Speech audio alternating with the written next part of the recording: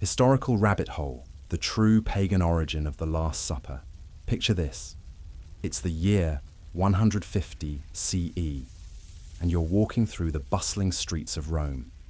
The air is thick with incense, the sound of chanting echoes from multiple temples, and everywhere you turn, mystery cults are promising eternal salvation, divine communion, and secret knowledge that will transform your very soul. Welcome to the religious marketplace of the Roman Empire, where Christianity wasn't the dominant faith we know today, but just another startup religion competing for followers in the most saturated spiritual economy the world had ever seen. What I'm about to show you will fundamentally challenge everything you thought you knew about one of Christianity's most sacred rituals.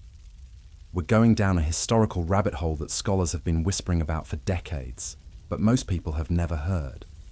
Today we're investigating the shocking pagan origins of the Christian communion, the Last Supper, and the entire concept of literally eating your God. This isn't some fringe conspiracy theory cooked up by internet trolls. This is documented history, backed by archaeological evidence, ancient texts, and the testimonies of early Christian leaders themselves. By the time we're done here, you'll understand why the early church fathers were so desperate to distance themselves from these pagan practices that they accidentally confessed to copying them. So buckle up, because we're about to discover that the most holy ritual in Christianity might actually be the greatest example of religious plagiarism in human history. Let me start with a question that will frame everything we're about to explore. Why would early Christian apologists like Justin Martyr spend so much time and energy explaining why their communion ritual wasn't copied from pagan mystery religions? Think about that for a moment. If Christianity was truly unique and divinely inspired, why did its own defenders feel compelled to address these uncomfortable similarities? Here's the smoking gun that most people never hear about. Justin Martyr, writing in the 2nd century, explicitly complained that the wicked devils had somehow managed to imitate the Christian communion rite in the mysteries of Mithras. He wrote, and I quote, "The evil demons in mimicry have handed down that the same thing should be done in the mysteries of Mithras. For that bread and a cup of water are in these mysteries set before the initiate with certain speeches." Now here's where this gets absolutely fascinating. Justin Martyr is essentially arguing that demons travelled back in time to copy a Christian ritual that hadn't been formalized yet. Because here's the thing that will blow your mind. Mithraism was already centuries old when Christianity was still figuring out its own practices. The rational conclusion isn't that demons copied Christians, it's that Christians copied Mithras. But before we dive deeper into that rabbit hole, we need to understand the world that early Christianity was born into. The Roman Empire of the 1st and 2nd centuries wasn't just politically diverse, it was religiously explosive. This wasn't a world where people had one religion and stuck with it. This was a spiritual buffet where people mixed and matched beliefs like they were shopping at a theological marketplace. The competition was fierce. You had the Eleusinian mysteries promising rebirth through the story of Demeter and Persephone. You had Dionysian cults where followers literally consumed their god through ritual wine drinking and ecstatic communion. You had Egyptian mystery schools where priests made sacred bread in the shape of Osiris, the grain god, and followers ate it believing they were consuming divine flesh. And towering over all of this was Mithraism, the soldiers' religion that was spreading throughout the empire like wildfire. Each of these religions offered something that people desperately wanted: a personal relationship with the divine, the promise of eternal life, secret knowledge that set you apart from the masses, and most importantly, rituals that made you feel like you were directly connecting with Godhead itself. Now, imagine you're an early Christian missionary trying to convert people in this environment. You're competing against religions that have been perfected over centuries, that offer immediate spiritual experiences, and that promise eternal salvation through mystical communion with divine beings. What do you do? Do you stick with simple teachings and hope people choose your harder path? Or do you adapt, borrow, and syncretize the most powerful elements from your competition. The evidence suggests early Christianity chose the latter, and nowhere is this more obvious than in the development of the communion ritual. Let's talk about Mithraism specifically, because this is where the parallels become impossible to ignore. Mithras was a god of soldiers, popular throughout the Roman legions. His followers met in underground temples called Mithraea, where they participated in a ritual meal that commemorated the Last Supper Mithras shared with the sun god before ascending to heaven. Sound familiar? In these Mithraic ceremonies, initiates consumed bread and wine that represented the body and blood of the bull that Mithras had slain in his cosmic battle. They believed that by eating this sacred meal, they were participating in Mithras's victory over death and darkness. They were literally eating their god to gain eternal life. The archaeological evidence for this is overwhelming. We've found Mithraic temples throughout the Roman Empire, with altars designed for these communion meals. We've found inscriptions describing the ritual consumption of bread and wine. We've found artistic depictions of the sacred meal. And here's the kicker. We've found all of this in contexts that predate the formalization of Christian communion by decades or even centuries. But Mithraism wasn't unique in this practice. The concept of Theophagy, literally eating the god, was widespread throughout the ancient world. In Egypt, priests created elaborate bread sculptures of Osiris, the god of grain and resurrection. These weren't just symbolic representations.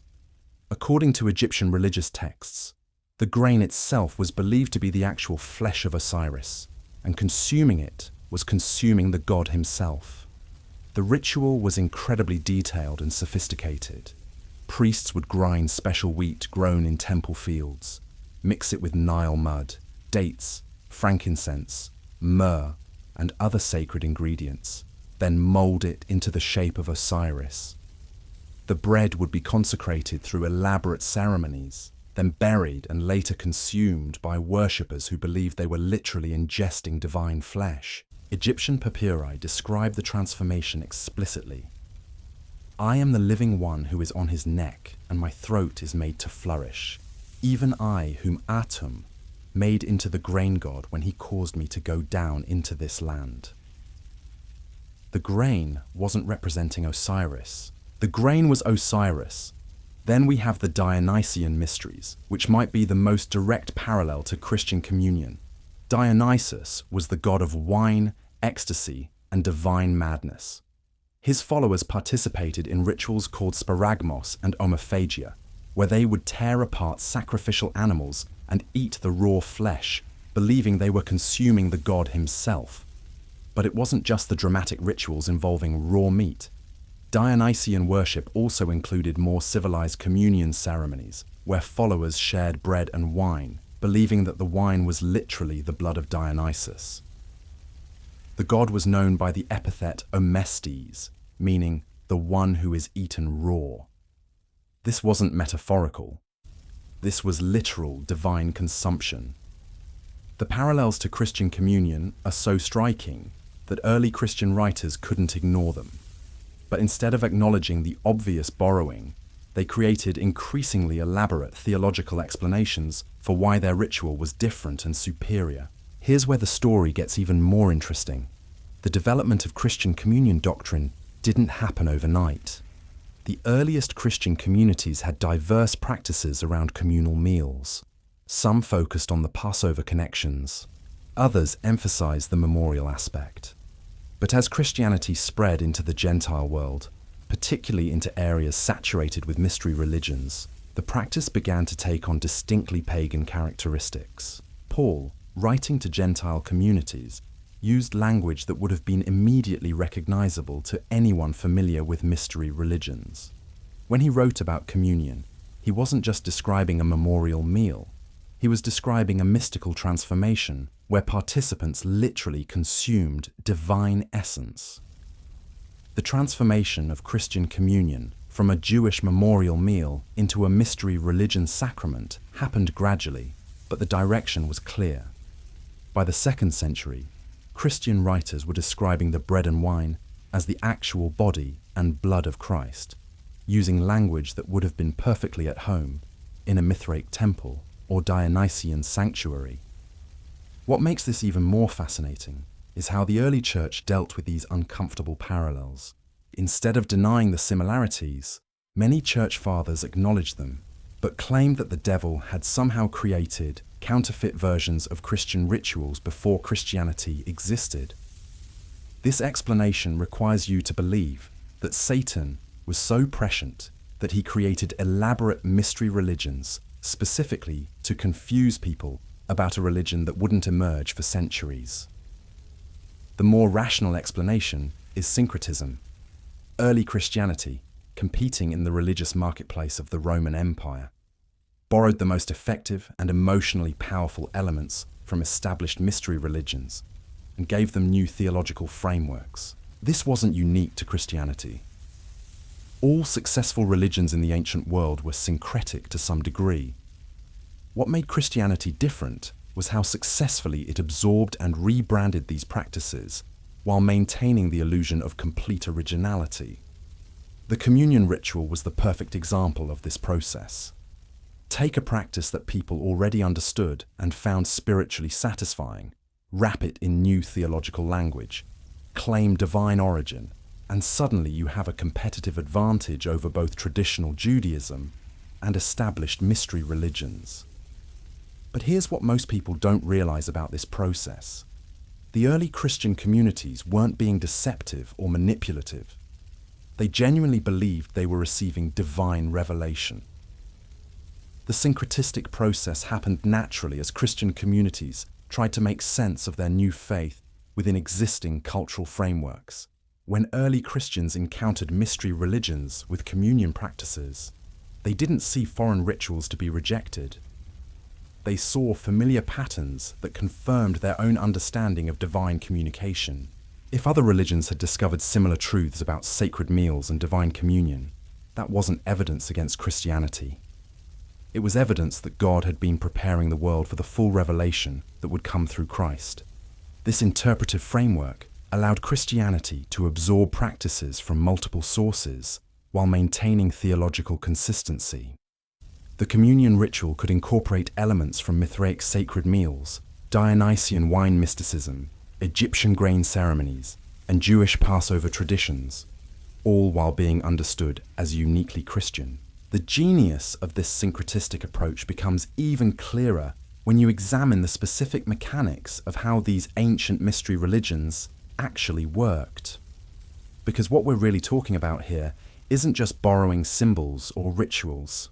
We're talking about borrowing the entire psychological and spiritual technology that made these religions so powerfully addictive to their followers. Let's dive deeper into the Dionysian mysteries, because this is where the concept of literally eating your god reaches its most visceral and unmistakable form. Dionysus wasn't just the god of wine and celebration. He was the god of divine madness, of ecstatic transformation, of crossing the boundary between human and divine consciousness. And his followers didn't just worship him, they consumed him.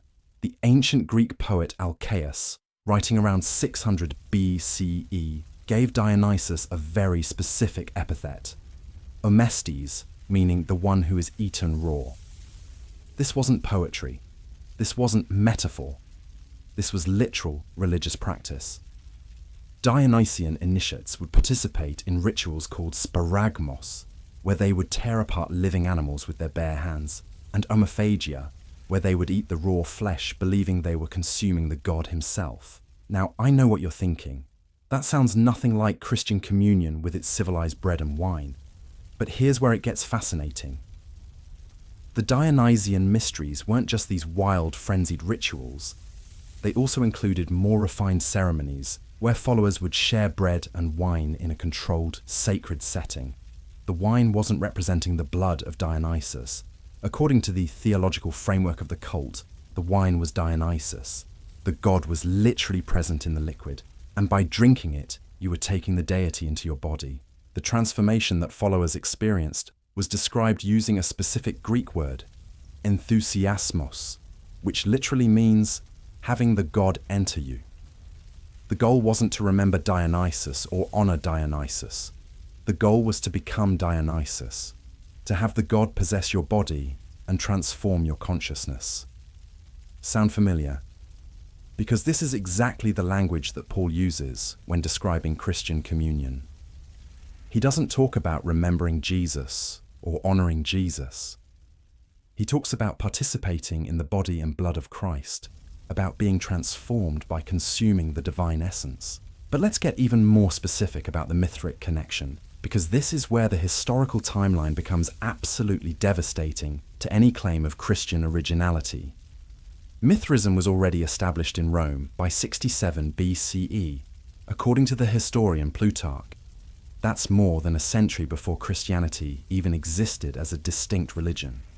The Mithraic sacred meal was elaborate and sophisticated.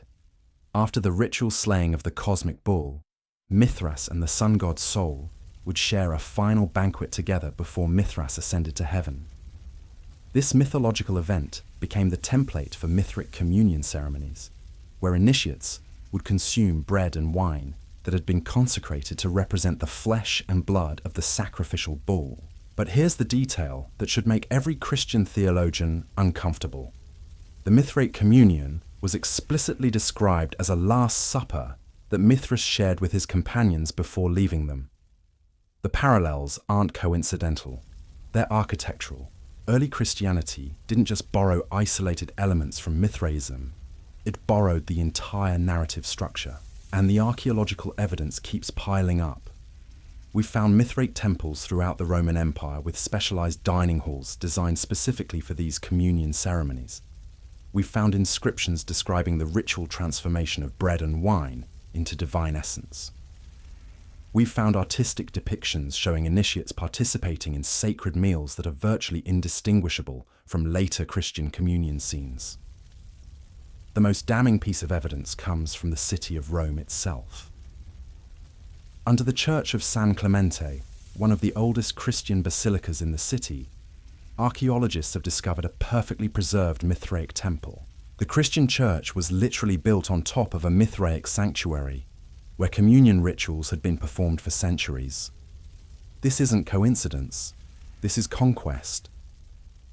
Christianity didn't just compete with Mithraism, it absorbed it, rebranded it, and claimed divine origin for practices that had been happening in that exact location for generations.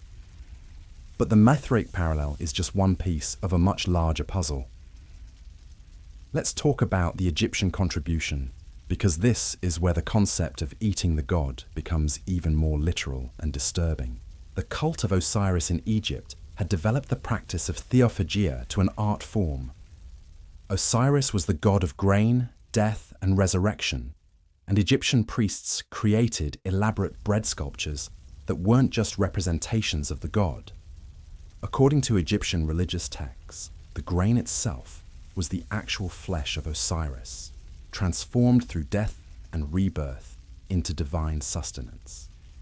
The process was incredibly detailed. Special wheat was grown in temple fields that were considered sacred to Osiris. This grain was harvested with ritual ceremonies, ground into flour using consecrated stones, then mixed with Nile mud, dates, frankincense, myrrh, precious gems, and other magical ingredients. The mixture was shaped into detailed molds representing the dismembered body parts of Osiris, then consecrated through elaborate rituals that could last for days. But here's the crucial detail that connects this directly to Christian communion. The final step in the ceremony was the burial and resurrection of the bread. The Assyrian figures would be buried in temple grounds, left to die in the earth, then exhumed and consumed by worshippers who believed they were literally eating the resurrected flesh of the god. The theological parallel is unmistakable. Osiris dies, is buried, rises again, and offers his transformed body as spiritual nourishment for his followers. The bread isn't symbolically representing this process. The bread is this process, physically embodying the death and resurrection cycle that promises eternal life to those who consume it. Egyptian papyri make this explicit. One text from the Book of the Dead states, I am the living one who is on his neck, and my throat is made to flourish. Even I, whom Atum made into the grain god, when he caused me to go down into this land. The grain doesn't represent Osiris. The grain is Osiris, transformed through the agricultural cycle into consumable divinity. Now here's where this gets really interesting from a historical perspective. Egypt was part of the Roman Empire during the crucial period when Christian communion doctrine was being developed. Egyptian religious practices weren't exotic foreign imports. They were part of the common cultural knowledge that early Christian communities would have encountered regularly. When Christian theologians began developing the doctrine of transubstantiation, the idea that bread and wine literally transform into divine flesh and blood, they weren't creating something new. They were systematizing and Christianizing a theological concept that had been refined in Egyptian temples for over 1,000 years. But the Egyptian contribution goes even deeper than just the mechanics of divine bread. The entire theological framework of death, burial, resurrection, and consumption of the god was already fully developed in Osirian theology. Christianity didn't invent the dying and rising God who offers his body for spiritual nourishment. It inherited this concept from religious traditions that had been perfecting it for millennia. The syncretistic process becomes even more obvious when you examine the timeline of Christian doctrinal development. The earliest Christian communities had very simple meal practices. They shared food in memory of Jesus, often as part of larger community gatherings.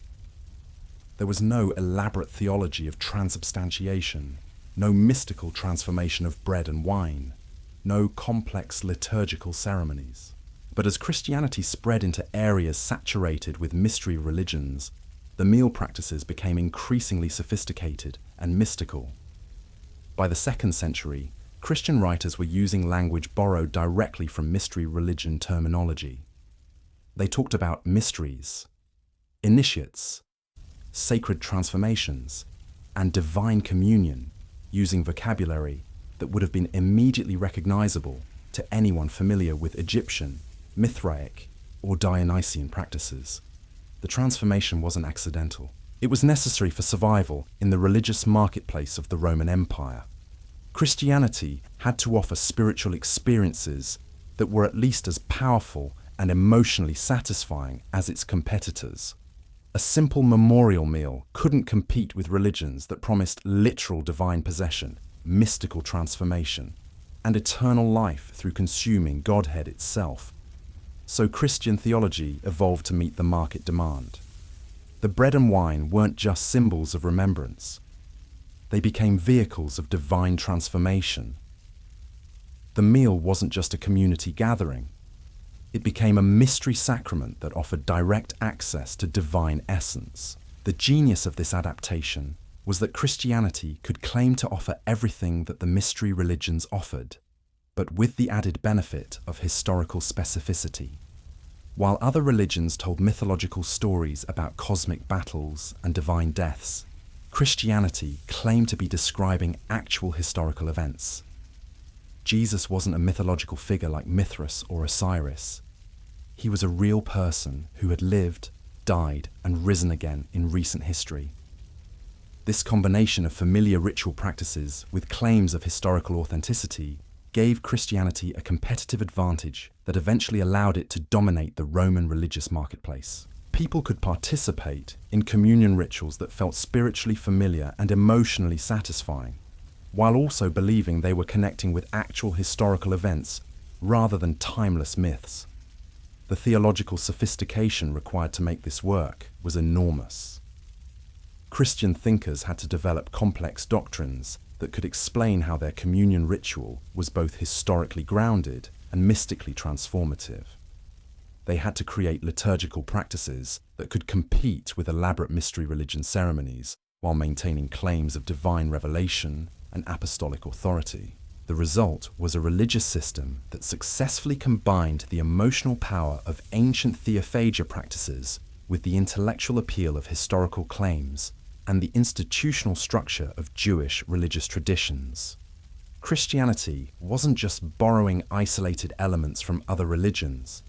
It was creating a comprehensive synthesis that could appeal to converts from multiple religious backgrounds while maintaining internal theological consistency. This syncretistic approach wasn't limited to communion practices.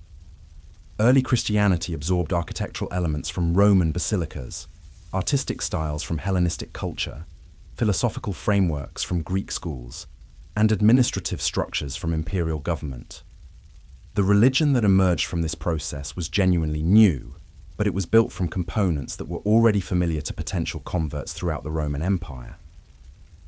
The communion ritual was just the most obvious and emotionally powerful example of this syncretistic process. By the time Christian theology had fully developed, the simple meal that Jesus might have shared with his disciples had been transformed into a complex sacramental system that incorporated theological insights, ritual practices, and spiritual technologies from across the ancient Mediterranean world. But what makes this historical borrowing even more fascinating is how systematically Christianity transformed these ancient practices while maintaining plausible deniability about their origins. This wasn't random cultural absorption. This was strategic religious engineering on a scale that would make modern marketing executives jealous. Let's examine how this process actually worked by looking at one of the most sophisticated examples: the transformation of Eleusinian mystery practices into Christian sacramental theology. The Eleusinian mysteries were arguably the most prestigious and long-lasting mystery religion in the ancient world, operating for nearly 2,000 years before Christianity shut them down.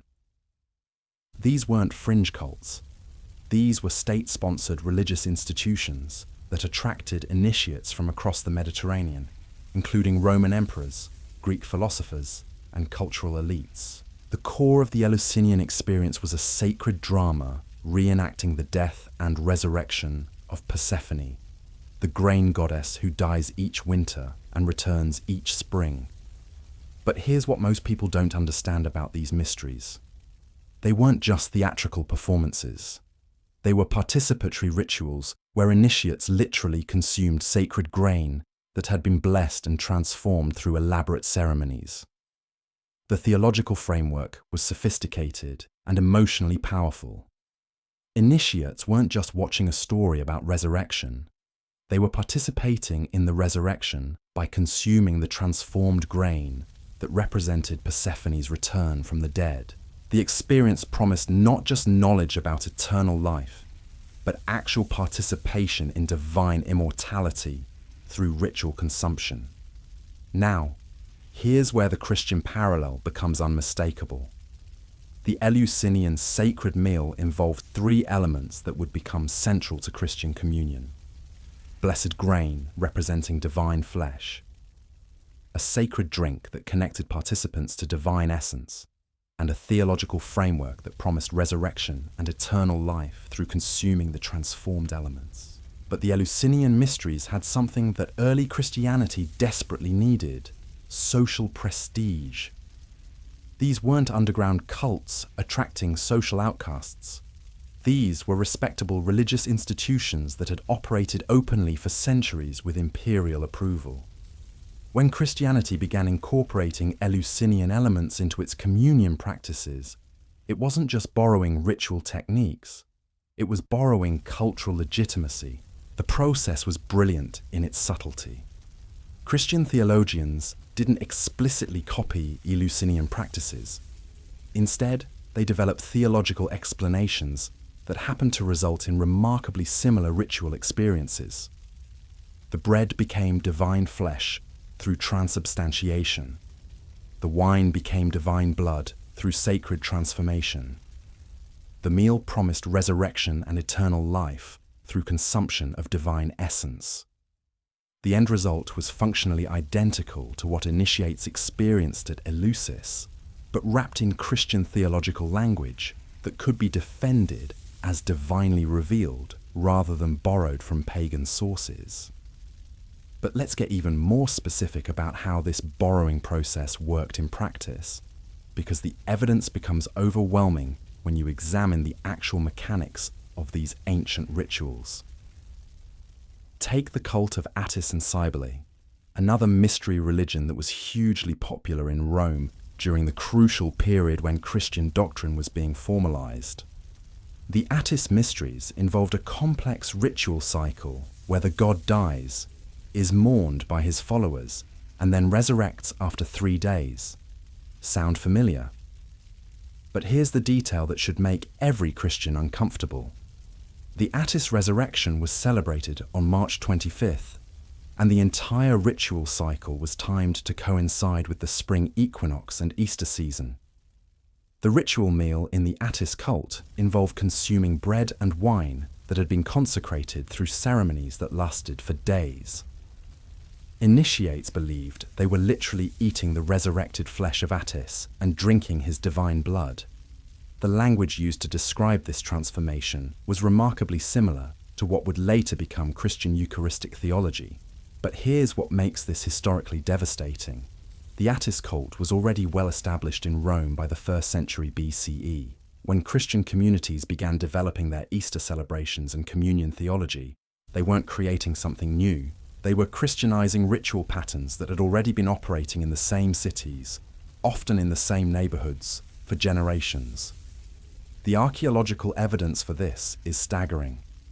In Rome, we found Attis temples within walking distance of early Christian meeting places. We found artistic depictions of Attis communion scenes that are virtually indistinguishable from later Christian artistic representations. We found inscriptions describing the Attis resurrection using language that would later be adopted almost verbatim by Christian theologians. This wasn't coincidental borrowing.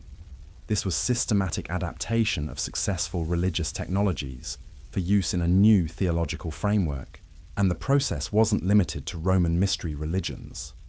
Christianity also absorbed elements from Jewish sectarian practices that had already been influenced by Hellenistic mystery traditions.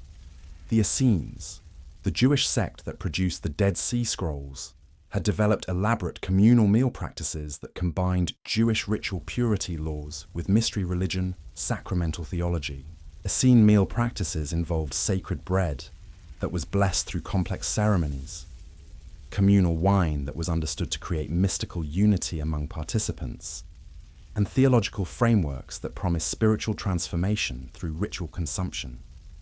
These practices were already operating in Jewish communities when Christianity emerged, providing a bridge between Jewish religious traditions and Hellenistic mystery practices.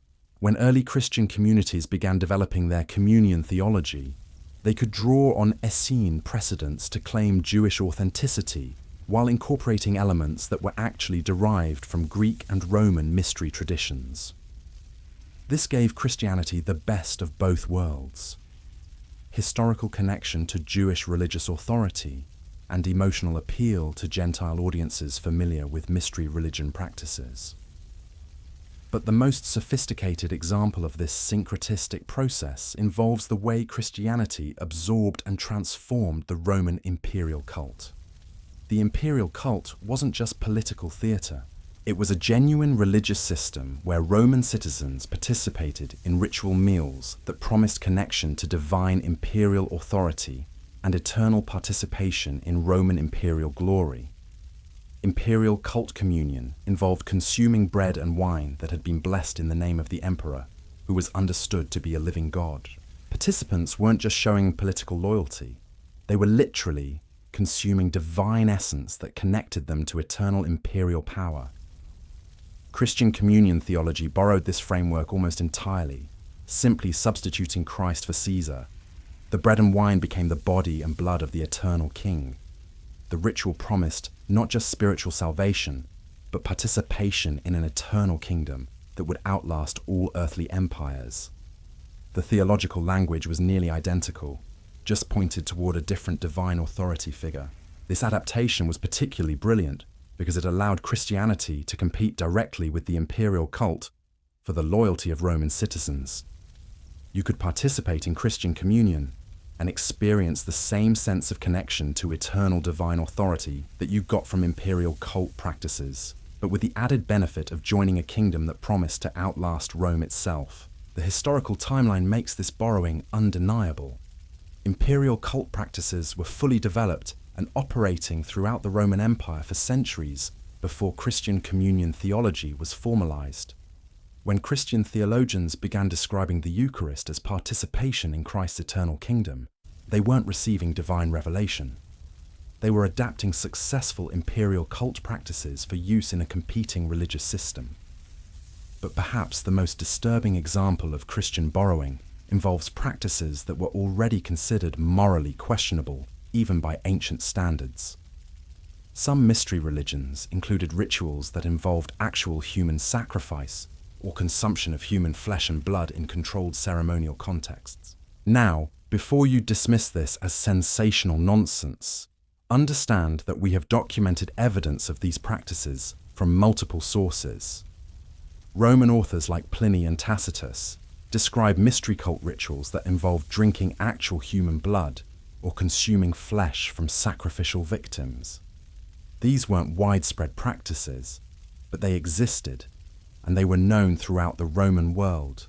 The theological justification for these extreme practices was the same as for more conventional theophagy: direct consumption of divine essence through consuming the physical substance of a god or god representative. The more literal and visceral the consumption, the more powerful the spiritual transformation was believed to be. Christian communion theology borrowed the theological framework from these extreme practices while sanitizing the actual ritual elements. Instead of consuming actual flesh and blood, Christians consumed bread and wine that was theologically understood to become actual flesh and blood through divine transformation. The spiritual experience was designed to be identical to what participants in extreme theophagia rituals experienced, but without the social and legal problems associated with actual cannibalism. This adaptation allowed Christianity to offer the most powerful spiritual experiences available in the ancient world, while maintaining social respectability and legal approval. You could experience the ultimate mystical communion with divine essence without participating in practices that would get you executed by Roman authorities. The genius of this approach becomes even clearer when you understand how Roman law dealt with religious practices. Rome was generally tolerant of foreign religions as long as they didn't involve human sacrifice, cannibalism, or direct challenges to imperial authority. By creating communion rituals that offered the spiritual benefits of extreme theophagia without the actual problematic elements, Christianity positioned itself perfectly to attract converts who wanted powerful mystical experiences without legal consequences. But the borrowing process went even deeper than just ritual practices. Christianity also absorbed the entire institutional structure that made mystery religions so successful in the Roman Empire. Mystery religions weren't just collections of beliefs and practices. They were sophisticated organizations with hierarchical leadership, systematic training programs, elaborate initiation processes, and economic models that could sustain themselves across centuries. Christian ecclesiastical structure borrowed heavily from mystery religion organizational models. The three-tier hierarchy of bishops, priests, and deacons was adapted from similar structures in Mithraic and Eleusinian organizations. The concept of progressive initiation through baptism, confirmation, and communion was borrowed from mystery religion advancement systems. Even the economic model of tithing and religious donations was adapted from funding mechanisms that mystery religions had developed to support their operations. This organizational borrowing was just as important as the theological borrowing, because it gave Christianity the institutional tools it needed to compete effectively in the Roman religious marketplace. A religion with powerful spiritual experiences, but weak organizational structure, would never have been able to expand beyond small, local communities. By adopting proven organizational models from successful mystery religions, Christianity gained the institutional capacity to scale across the entire Roman Empire. The result was a religious system that combined familiar spiritual experiences with effective organizational structure and compelling historical claims. Christianity offered everything that mystery religions offered, but with better institutional support and claims of historical authenticity that other religions couldn't match. This combination proved irresistible to potential converts throughout the Roman Empire.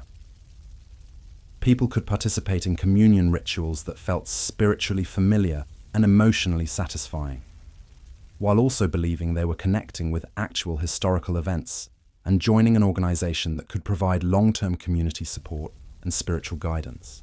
But the most remarkable aspect of this entire syncretistic process was how successfully Christianity managed to obscure its own borrowing while it was happening. By the time Christian theology was fully developed, most believers had no idea that their most sacred rituals had been adapted from pagan sources. The borrowing had been so thoroughly integrated into Christian theological frameworks that it appeared to be divinely revealed rather than historically derived. This wasn't accidental. Christian theologians worked systematically to create alternative origin stories for practices that had obviously been borrowed from other religions. They developed elaborate theological explanations for why Christian rituals happened to resemble pagan practices, usually involving claims that demons had somehow created counterfeit versions of Christian practices before Christianity existed. The intellectual sophistication required to make these explanations work was enormous.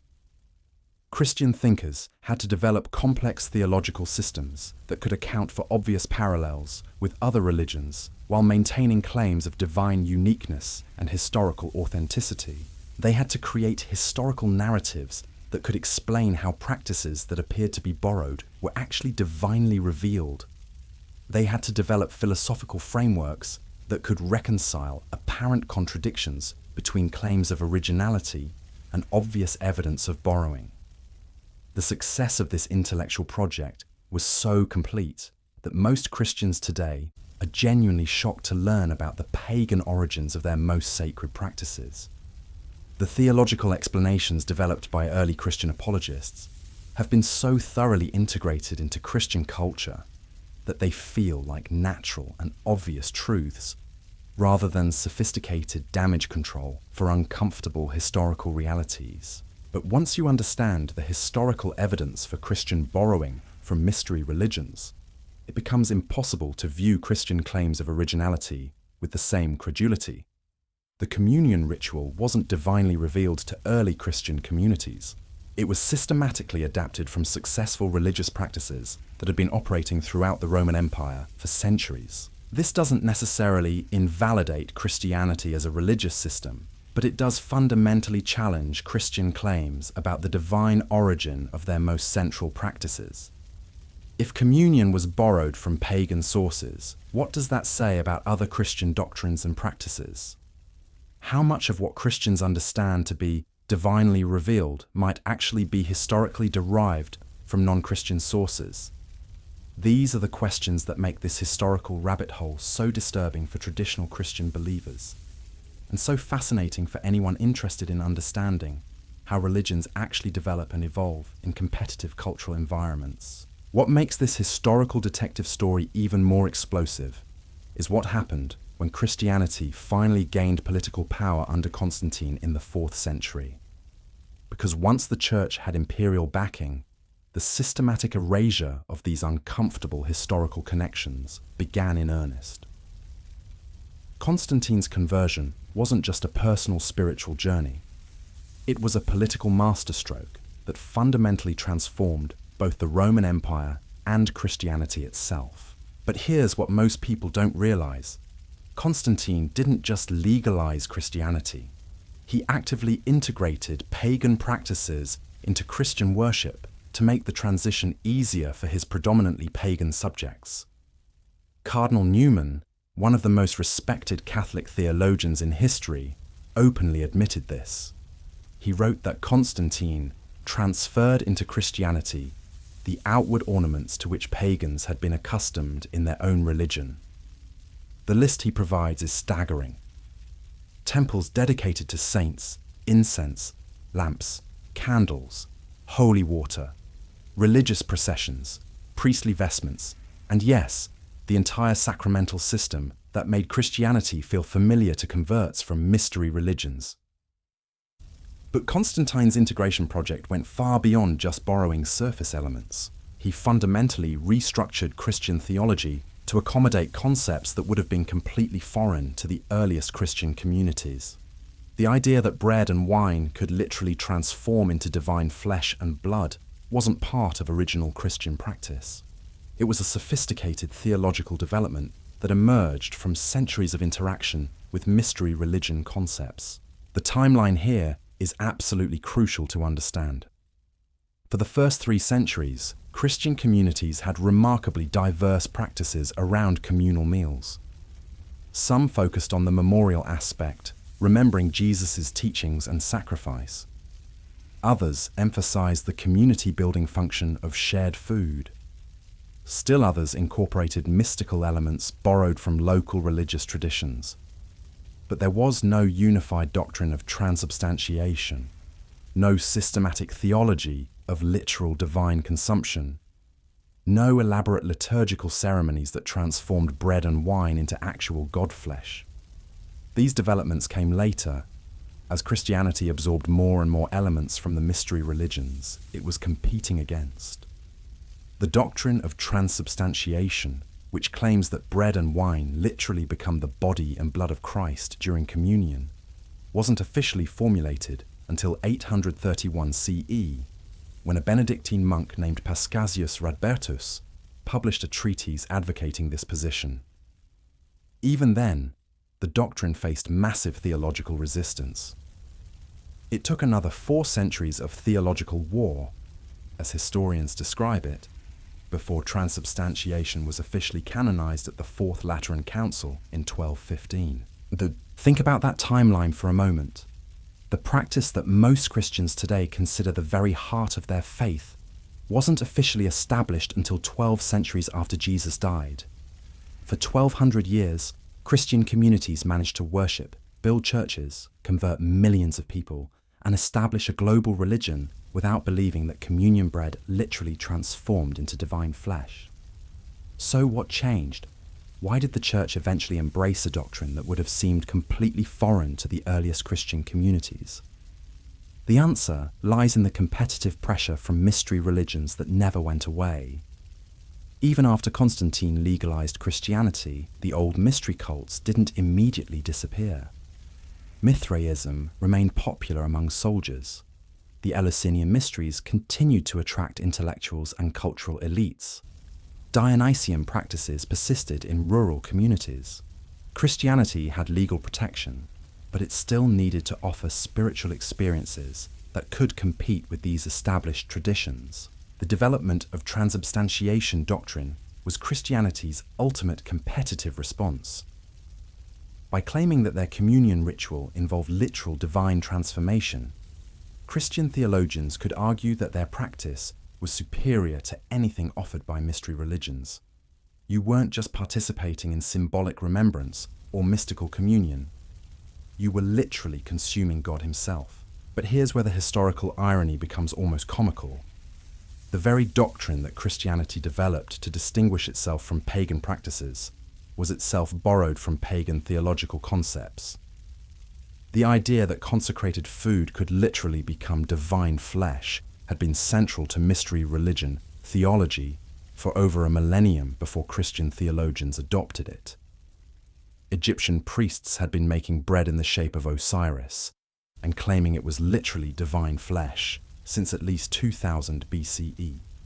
Mithraic initiates had been consuming bread and wine that was understood to be the actual body and blood of their god since the 1st century BCE. Dionysian worshippers had been literally eating their god through consecrated wine and ritual meals for centuries before Christianity existed. Christianity didn't invent Theophagy. It systematized it, theologized it, and claimed divine revelation for concepts that had been common knowledge in mystery religion circles for over 1,000 years. The evidence for this borrowing isn't hidden in obscure academic journals or controversial fringe theories.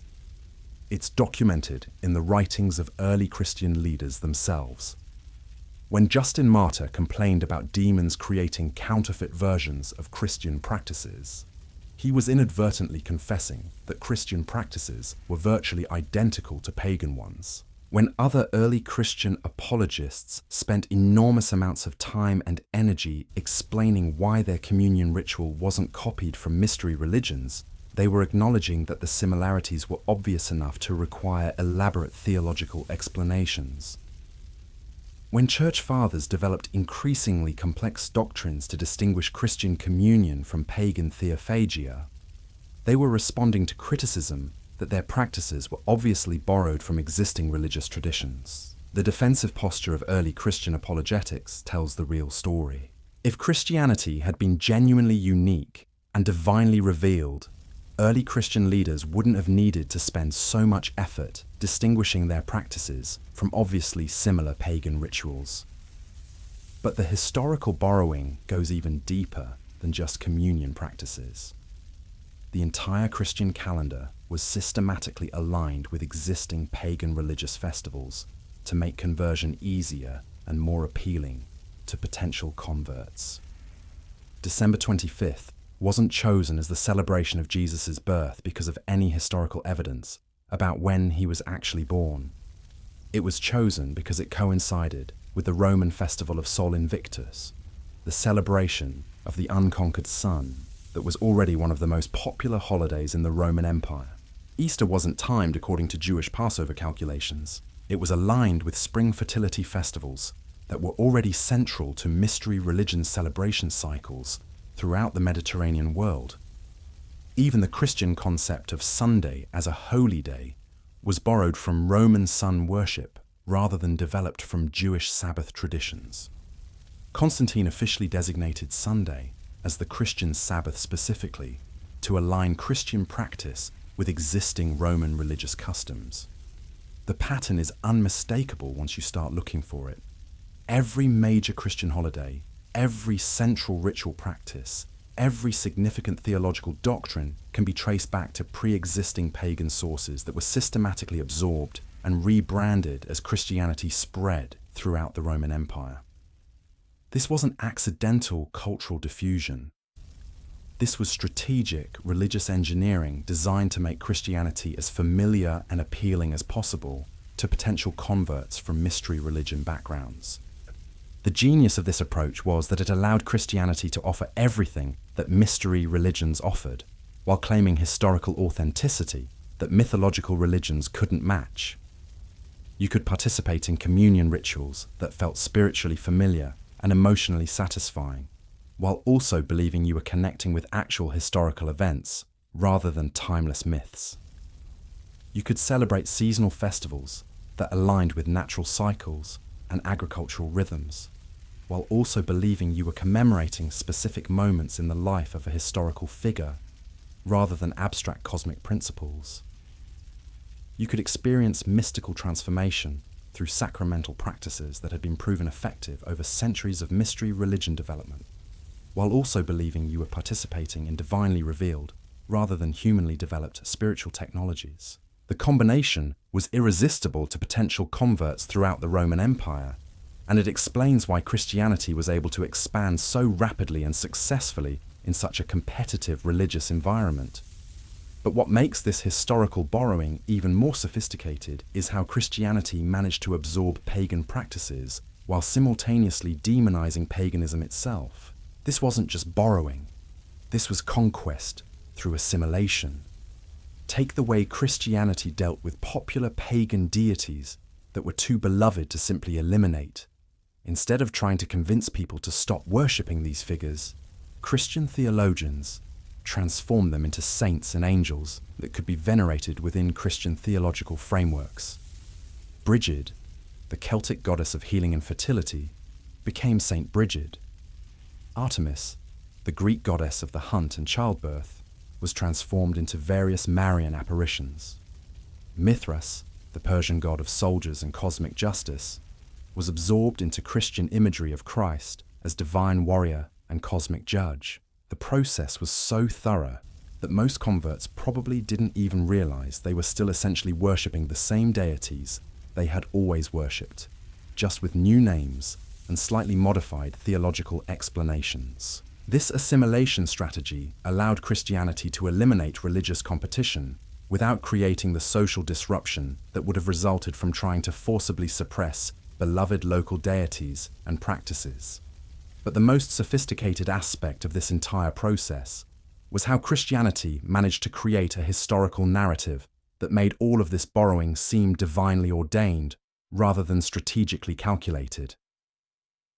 Christian theologians developed the concept of preparation evangelica, the idea that God had been preparing the pagan world for Christianity by inspiring mystery religions to develop practices that would later find their fulfillment in Christian revelation. According to this framework, the similarities between Christian and pagan practices weren't evidence of borrowing. They were evidence of divine providence working through history to prepare humanity for the full revelation that would come through Christ. This theological explanation allowed Christianity to acknowledge obvious parallels with mystery religions while maintaining claims of divine uniqueness and historical authenticity. The mystery religions hadn't been competing systems that Christianity had borrowed from. They had been divinely inspired preparatory stages leading up to the ultimate revelation that Christianity represented. The intellectual sophistication of this explanation is remarkable, and it's been so successful that most Christians today genuinely believe it represents historical reality rather than theological damage control for uncomfortable evidence of systematic borrowing. But once you understand the actual historical timeline and the documented evidence for Christian absorption of mystery religion practices, the preparation evangelica explanation becomes obviously inadequate. Mystery religions weren't incomplete preparations for Christianity. They were fully developed spiritual systems that offered everything Christianity claimed to offer, often in more sophisticated and emotionally powerful forms. Christianity didn't fulfill mystery religion aspirations. It copied mystery religion practices and claimed divine origin for elements that had been developed through centuries of human religious experimentation and refinement. The communion ritual wasn't the culmination of divine revelation working through history. It was the most successful example of religious plagiarism in human history, so thoroughly integrated into Christian theological frameworks that most believers never suspect its pagan origins. But here's what makes this historical detective story even more fascinating. The evidence for this borrowing isn't hidden in obscure archaeological sites or controversial academic theories. It's preserved in the official records and theological writings of Christianity itself. When you read early Christian apologetics with an understanding of mystery religion practices, the defensive arguments become confessions. When Christian theologians spend enormous amounts of energy explaining why their practices aren't borrowed from paganism, they're inadvertently documenting the obvious similarities that required elaborate theological explanations. When church councils spend centuries debating and refining doctrines like transubstantiation, they're revealing how these concepts developed through human theological discussion rather than divine revelation. When Christian art and architecture consistently incorporates elements borrowed from mystery religion iconography and temple design, it's preserving evidence of systematic cultural absorption that contradicts claims of divine originality. The historical record is overwhelming once you know how to read it. Christianity wasn't a unique divine revelation that happened to resemble mystery religions through cosmic coincidence. It was a brilliant synthesis of the most successful elements from multiple religious traditions, wrapped in claims of historical authenticity that gave it competitive advantages over purely mythological systems. The communion ritual represents the pinnacle of this synthetic achievement. By combining mystery religion, Theophagy, with Jewish memorial meal traditions and claims of historical grounding in actual events, Christianity created a sacramental practice that offered everything people wanted from religious experience while appearing to be completely original and divinely inspired. But the success of this synthesis required systematic erasure of its own sources.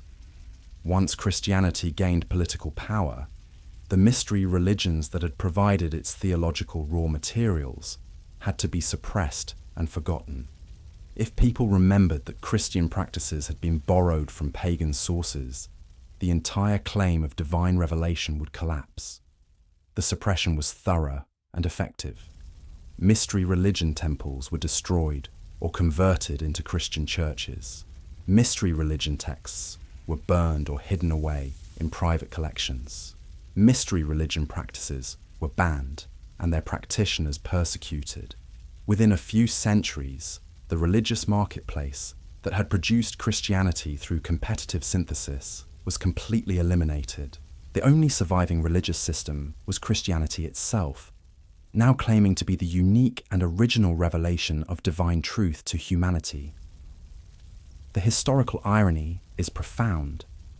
Christianity succeeded so completely in eliminating its sources that most Christians today genuinely believe their religion emerged fully formed from divine revelation, with no debt to the pagan traditions that actually provided its most central practices and theological concepts.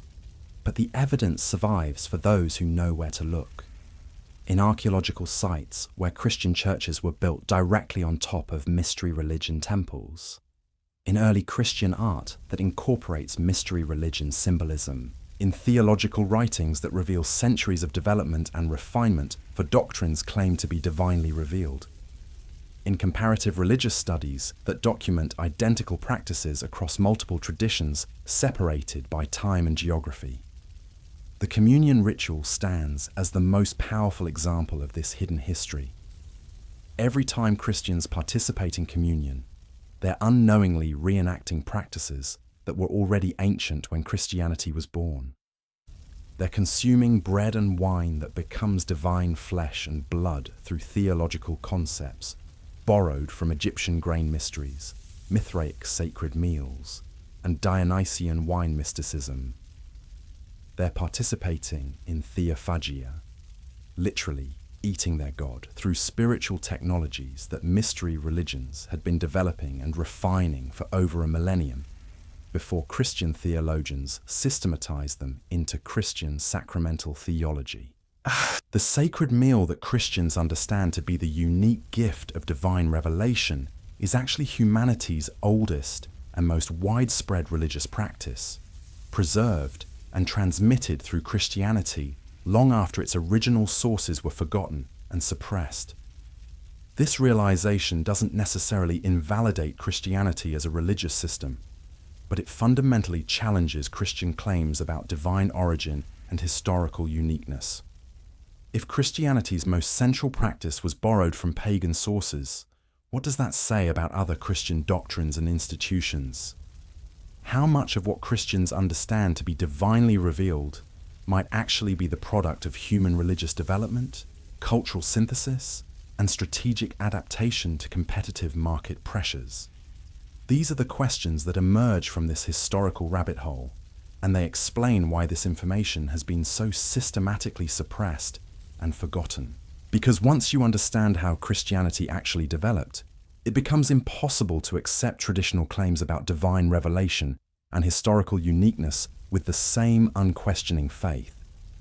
The communion ritual becomes a window into a hidden history of religious development that challenges everything most Christians have been taught about the origins of their most sacred practices. And that's a truth that threatens the entire foundation of Christian claims to divine authority and spiritual legitimacy. But perhaps most disturbing of all is how this pattern of borrowing, rebranding, and historical erasure continues today, as Christianity encounters new competitive pressures in an increasingly diverse spiritual marketplace. Looking at modern Christianity's approach to contemporary spiritual trends reveals the same pattern we've been tracing through ancient history. When Christianity encounters yoga studios offering transcendent experiences, meditation centers promising inner peace, or New Age movements providing direct spiritual connection, the response isn't to reject these practices outright. Instead, we see the development of Christian yoga, contemplative prayer, and Christian mysticism that offers the same experiences within acceptable theological frameworks. This isn't coincidence. This is the same competitive adaptation strategy that allowed Christianity to dominate the Roman religious marketplace 2,000 years ago. When spiritual technologies prove effective at meeting human needs, successful religions don't ignore them. They absorb them, rebrand them, and claim divine authority for practices that were developed through human experimentation and cultural evolution. The communion ritual represents the perfection of this adaptive strategy.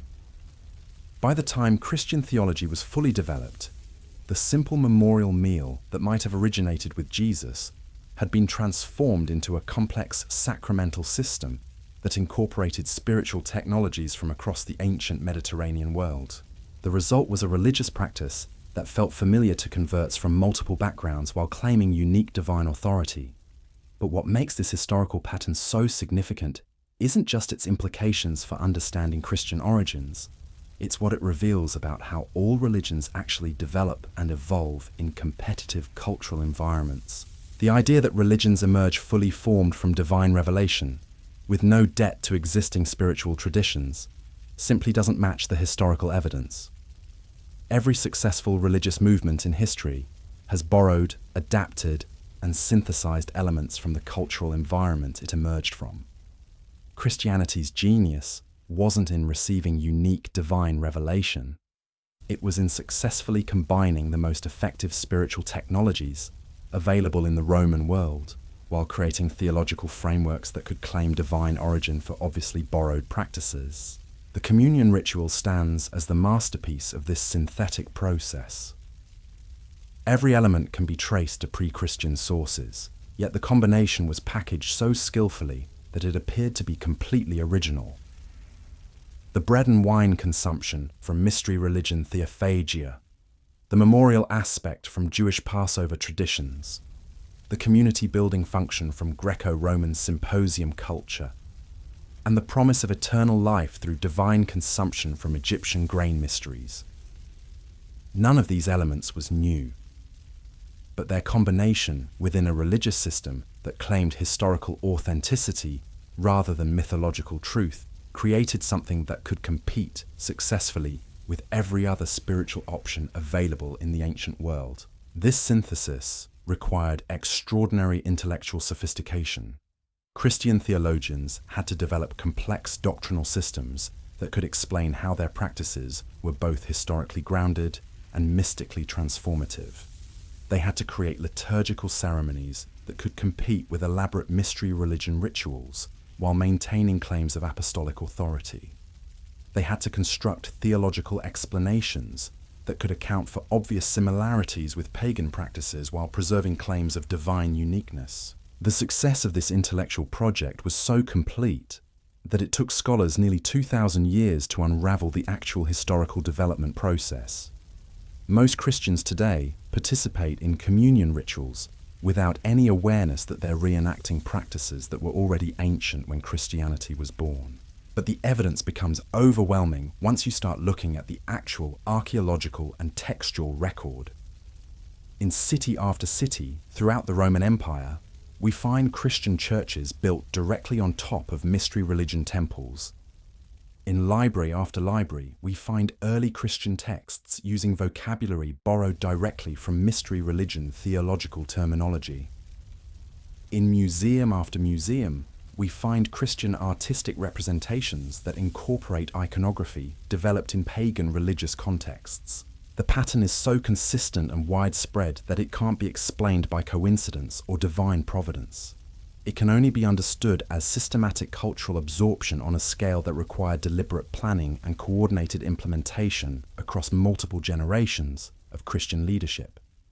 What makes this historical detective story even more fascinating is how the borrowing process accelerated after Christianity gained imperial backing under Constantine. Once the church had political protection, it could be much more aggressive about absorbing useful elements from competing religious traditions, while simultaneously suppressing those traditions themselves. The 4th century saw an explosion of new Christian doctrines and practices that incorporated elements from mystery religions that were being systematically eliminated. As Mithraic temples were closed and converted into Christian churches, Mithraic communion practices were absorbed into Christian Eucharistic theology. As Eleusinian mystery schools were shut down, their initiation practices were incorporated into Christian baptismal and confirmation ceremonies. As Dionysian cults were banned, Their ecstatic worship techniques were channeled into Christian mystical traditions. This wasn't random cultural diffusion. This was deliberate harvesting of effective spiritual technologies from dying religious traditions. Christianity wasn't just competing with mystery religions, it was consuming them, preserving their most valuable elements while eliminating their institutional competition.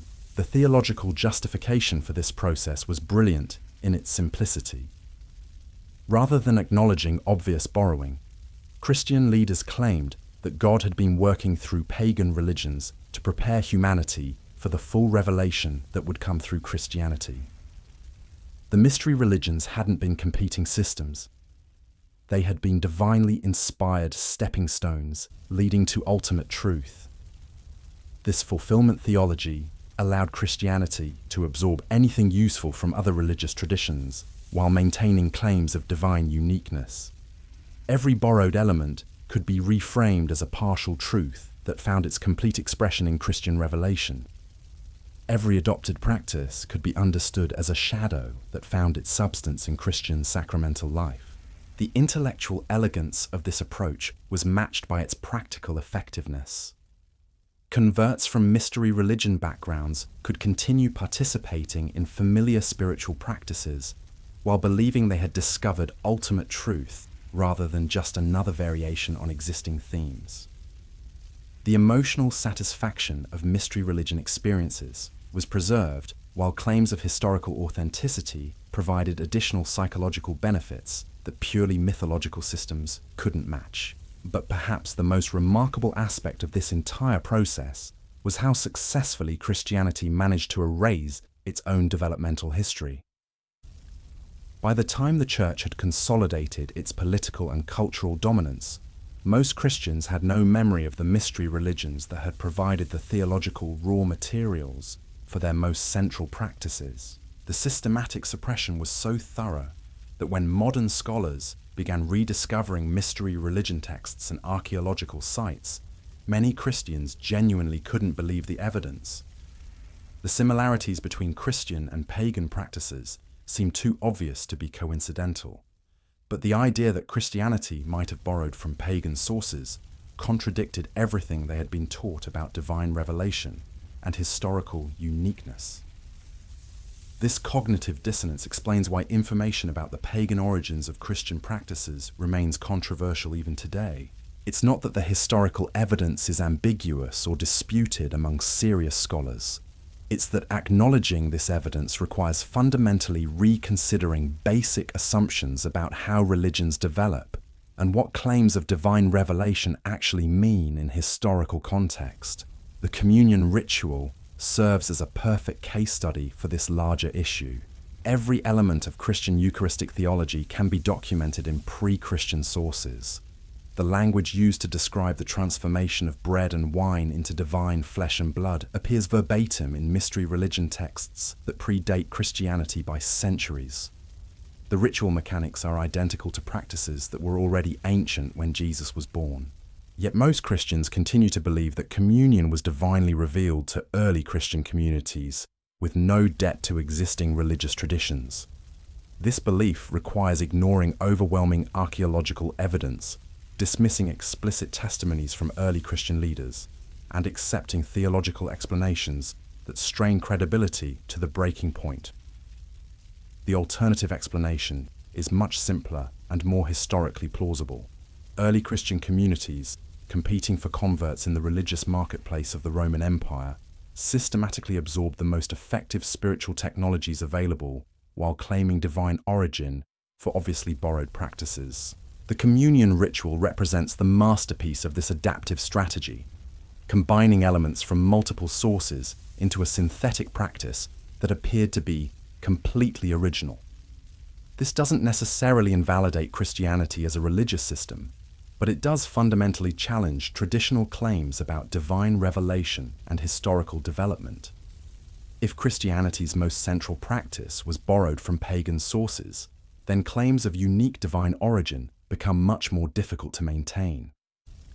The implications extend far beyond just communion theology. if Christian leaders were willing and able to systematically borrow from pagan sources while claiming divine revelation, what does that say about other Christian doctrines and practices? How much of what Christians understand to be divinely revealed might actually be the product of cultural synthesis and competitive adaptation? These questions explain why the pagan origins of Christian communion remain such a sensitive topic, because acknowledging the historical evidence doesn't just challenge specific beliefs about sacramental theology, it challenges the entire framework that Christians use to understand the relationship between divine revelation and human religious development.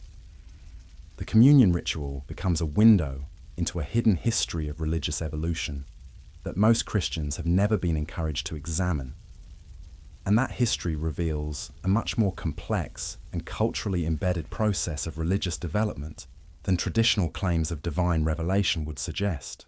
But what makes this investigation even more significant is how it illuminates ongoing patterns in contemporary religious development. The same adaptive strategies that allowed Christianity to dominate the Roman religious marketplace are still operating today as Christianity encounters new competitive pressures in an increasingly diverse spiritual environment. Understanding how the communion ritual actually developed provides insights into how religious traditions adapt and evolve in response to cultural challenges. It reveals the sophisticated theological work required to maintain claims of divine authority while systematically absorbing elements from competing spiritual systems. And it demonstrates how successful religious movements manage to obscure their own developmental processes, creating origin stories that serve institutional needs rather than historical accuracy. The pagan origins of Christian communion represent just one example of a much larger pattern that shapes how all religions develop and maintain themselves across time. This historical rabbit hole leads to questions that extend far beyond just Christian origins. It opens up fundamental issues about the nature of religious truth, the relationship between divine revelation and cultural development, and the ways that spiritual traditions adapt and evolve in competitive environments. The communion ritual that Christians celebrate today carries within it the preserved wisdom of multiple ancient spiritual traditions, transmitted through Christianity long after their original sources were forgotten and suppressed. In consuming the bread and wine, modern believers are unknowingly participating in humanity's oldest and most widespread religious practice, connecting with spiritual technologies that have been helping people experience the sacred for thousands of years. Whether you view this as evidence of divine providence working through history or as proof of human creativity in developing effective spiritual practices depends on your theological commitments. But the historical evidence itself is clear. The Christian communion ritual emerged through a complex process of cultural synthesis that incorporated elements from multiple pre-existing religious traditions. And that synthesis represents one of the most successful examples of religious adaptation in human history, creating a spiritual practice that has continued to provide meaningful experiences for billions of people across 2 millennia. The pagan origins of Christian communion don't diminish its spiritual effectiveness. They reveal the sophisticated cultural work that went into creating a religious practice powerful enough to survive and thrive across changing historical circumstances. The mystery isn't why early Christians borrowed from pagan sources. The mystery is how they managed to do it so skillfully that most people never noticed. The communion ritual stands as a testament to the extraordinary intellectual and spiritual creativity of the early Christian communities who transformed diverse ancient practices into a unified sacramental system that continues to shape human religious experience today. But this creative synthesis came at a cost. In successfully absorbing and rebranding mystery religion practices, Christianity also inherited responsibility for preserving spiritual technologies that might otherwise have been lost to history. The communion ritual serves as a repository for ancient wisdom about the human need for sacred community, mystical experience, and connection with transcendent reality. Understanding the pagan origins of Christian communion doesn't undermine its spiritual value. It reveals the deep historical roots that give this practice its enduring power to transform human consciousness and create religious community.